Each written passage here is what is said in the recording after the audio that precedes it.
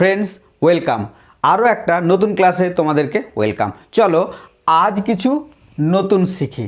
आजकेर स्पोकेन इंग्लिशेर जे प्रथम वाक्यटी आमी तोमादेर जोन्नो चয়েস करेছি सेटा हलो चलो किछु नतून शिखी। चलो ताहले आज आमरा किछु नतून शिखी। देखो এই ধরনের কথাটিকে আমরা इंग्लिशे কিভাবে प्रकाश करब। चलो किछु नतून शिखी। तोमरा भिडियोटी देखो, भिडियोटी तोमरा शेष पर्यन्त देखो, सत्यिई तोमरा किछु नतून शिखते पारबे। स्पोकेन इंग्लिश शिखते होले बा इंग्रेजीते कथा बोलते गेले आमादेर बेश किछु छोटो छोटो बा टुकरो टुकरो तथ्य जानते हबे। आमरा कोन वाक्यटा किभाबे बोलबो, एटा पास्टेर नाकि एटा प्रेजेंटेर नाकि एटा फ्यूचारेर, এই ধারণাগুলি যদি আমাদের টুকটাক থাকে তাহলে কিন্তু আমরা অনর্গল ইংলিশে কথা বলতে পারবো। তো দেখো চলো কিছু নতুন শিখি। এখানে চলো মানে কিছু একটা প্রস্তাব বোঝাচ্ছে, তাই না? তাহলে কিছু প্রস্তাব বোঝালে আমরা সেখানে লেট দিয়ে বাক্যটিকে শুরু করি। তাহলে চলো, চলো মানে আমি বলছি আরও কাউকে বলছি, তাহলে আমরা, তাই না? সেজন্য আমরা ইউজ করি লেট আস মানে লেটস। আমরা কি ইউজ করি? লেট আস মানে লেট, ওকে, LET লেট, তার সাথে আস, ওকে, লেট আস। আমরা এই লেট আস এটিকে শর্ট ফর্মে লিখি let's, okay. Let's means let us. So আমরা বলবো কি let's learn, let's learn, let's learn কি কিছু নতুন। তাহলে আমরা বলবো কি something, something new, okay. Let's learn something new মানে চলো কিছু নতুন শিখি। তাহলে চলো কোনো কিছু আমাদের প্রস্তাব বোঝালে আমরা লেট দিয়ে শুরু করি।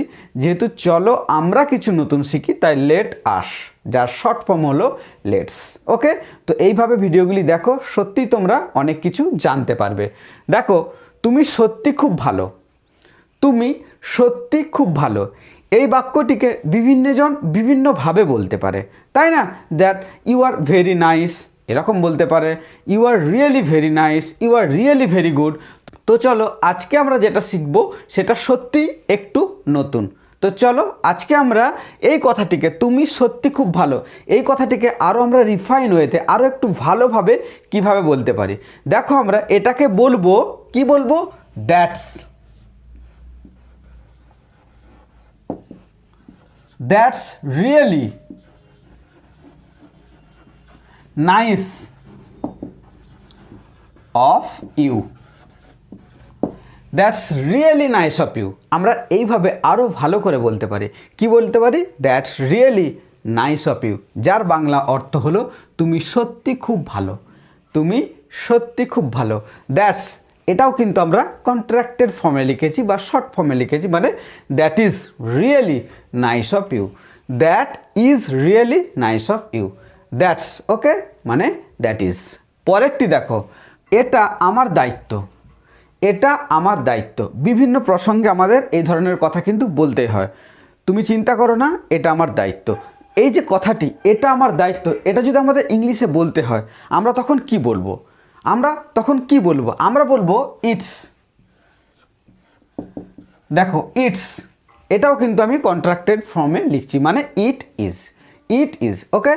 ইটস মাই রেসপন্সিবিলিটি,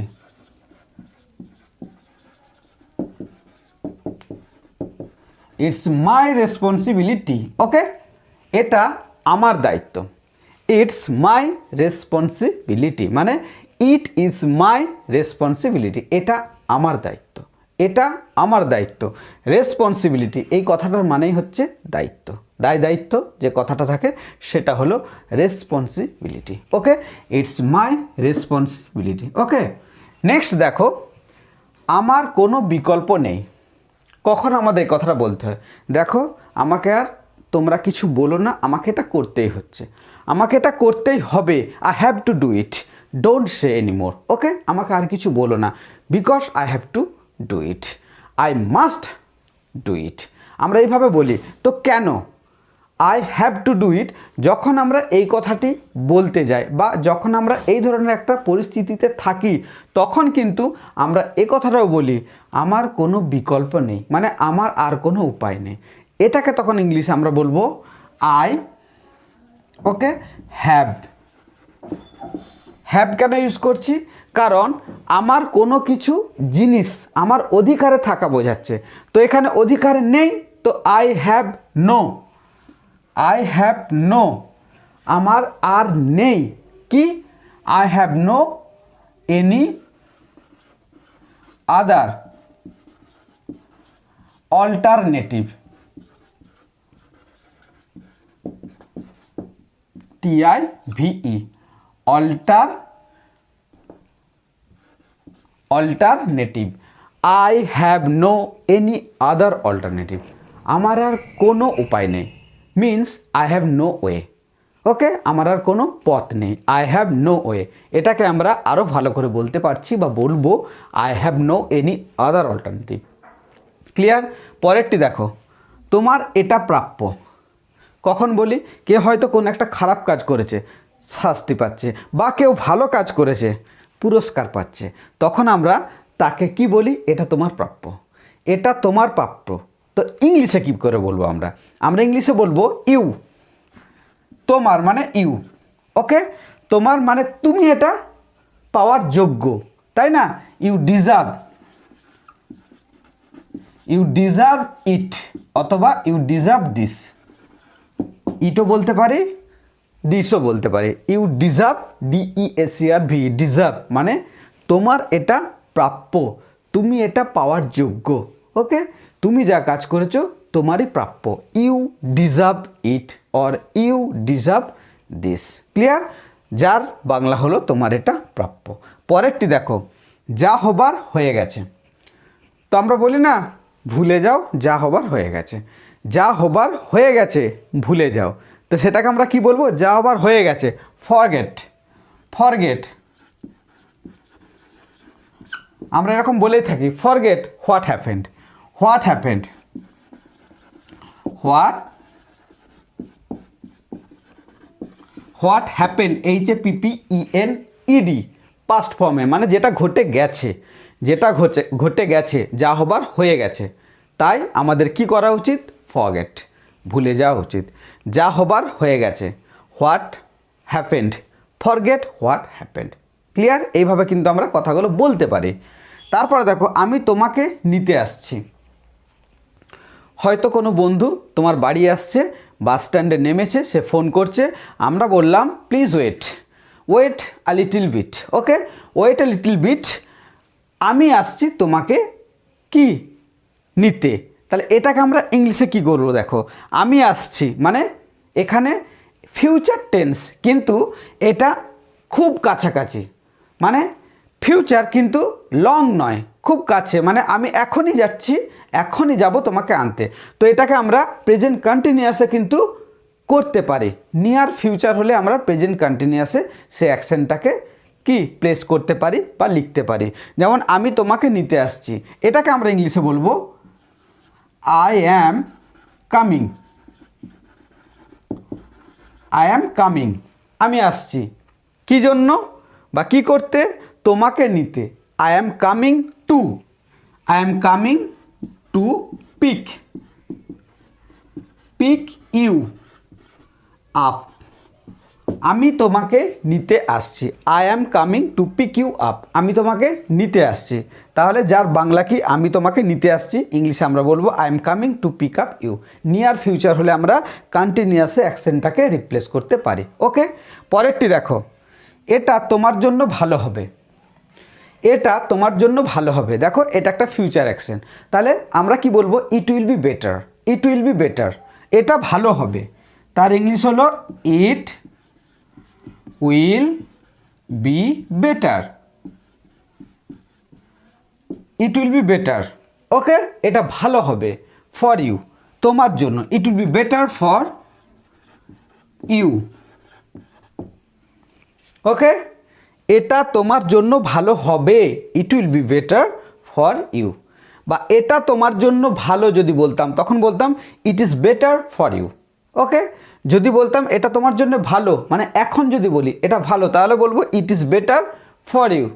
আর এটা তোমার জন্য ভালো হবে, আমরা এইভাবে বলবো it will be better for you. Clear? তারপরে দেখো পরের বাক্যটি আছে, আমি কি কিছু ভুল বলেছি? আমি কি কিছু ভুল বলেছি? জিজ্ঞাসা আছে, মানে আমি কনফার্ম হতে চাইছি যে আমি ঠিক বলেছি, তাই না? তো তখন যদি আমরা জিজ্ঞাসা করি আমি কি কিছু ভুল বলেছি, তখন আমরা জিজ্ঞাসাবাচক বাক্য হলে আমরা কিভাবে শুরু করব? এটা যেহেতু দেখো পাস্টে বলেছি, বলা হয়ে গেছে, তাহলে আমরা এটাকে পাস্টে যদি জিজ্ঞাসা করতে চাই, পাস্ট ইনফিনিট টেন্সে, তখন আমাদের জিজ্ঞাসা করতে গেলে ডিড আনতে হয়। ওকে, তখন আমাদের ডিড আনতে হয়। এই ডিডকে অপারেটিভ ডিড বলে। অনেক সময় আমরা প্রেজেন্ট টেন্স বা পাস্ট ইনডিফিনিট টেন্সকে যখন জিজ্ঞাসাবাচক বাক্য বা নেগেটিভে রিপ্লেস করি বা আমাদের করতে হয়, তখন আমাদের ডিড, ডু আর ডাজকে আনতে হয়, তাই না? কারণ সেখানে কোনো হেল্পিং ভার্ব থাকে না, তাই আমাদের এই ভার্বগুলিকে আনতে হয়। তাই এদেরকে বলা হয় অপারেটিভ ভার্ব, ডু, ডাস এবং ডিডকে। এখানে দেখো আমি কি কিছু ভুল বলছি, ডিডাই, বা ভুল বলেছি ডিডাই, তখন আমরা বলবো ডিড আই সে। আর এটা মনে রাখবে যখন ডু, ডিড এবং ডাজ আমরা ব্যবহার করব, তখন মেন ভার্বটি কিন্তু অলওয়েজ বা সবসময় V1 ভার্বের প্রথম রূপটি হবে। তাহলে did I say anything, did I say anything রং, আমি কি কোনো ভুল বলেছি? ডিড আই সে এনিথিং রং, আমি কি কিছু ভুল বলেছি? ডিড আই সে মানে আমি কি বলেছি এনিথিং রং, কোনো ভুল? ক্লিয়ার? পরেরটি দেখো, কি সাহস তোমার। পরেরটি, কি সাহস তোমার। ওহ, কি সাহস, মানে অবাক হয়ে যাওয়ার মতো, অবাক করে দেওয়ার মতো একটা কাজ। কি সাহস তোমার, ইংলিশে আমরা বলবো how dare, how dare you. কি সাহস তোমার, ওহ তোমার সাহস দেখে আমরা অবাক, হাউ ডেয়ার ইউ, কি সাহস তোমার। তারপরে দেখো পরেরটি দেখো, এটা বলার অপেক্ষা রাখে না। এই ধরনের কথাও কিন্তু আমাদের অনেক সময় বলতে হয়, তাই না? অনেক কনটেক্সচুয়ালি আমরা এই কথাগুলি বলে থাকি, এটা বলার অপেক্ষা রাখে না।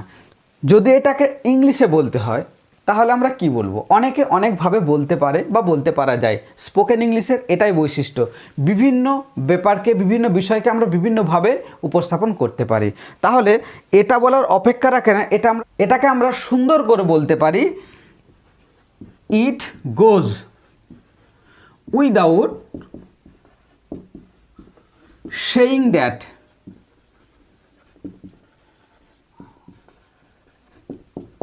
It goes without saying that মানে এটার বলার অপেক্ষা রাখে না, it goes without saying that. এটার ইংলিশ দেখো কত সুন্দর করে আমরা প্রকাশ করতে পারি, it goes without saying that. এই কথাটার মানেই হচ্ছে এটা বলার অপেক্ষা রাখে না, এটা বলার অপেক্ষা রাখে না। তো দেখো পরেরটি, রবিবার হলে কেমন হয়।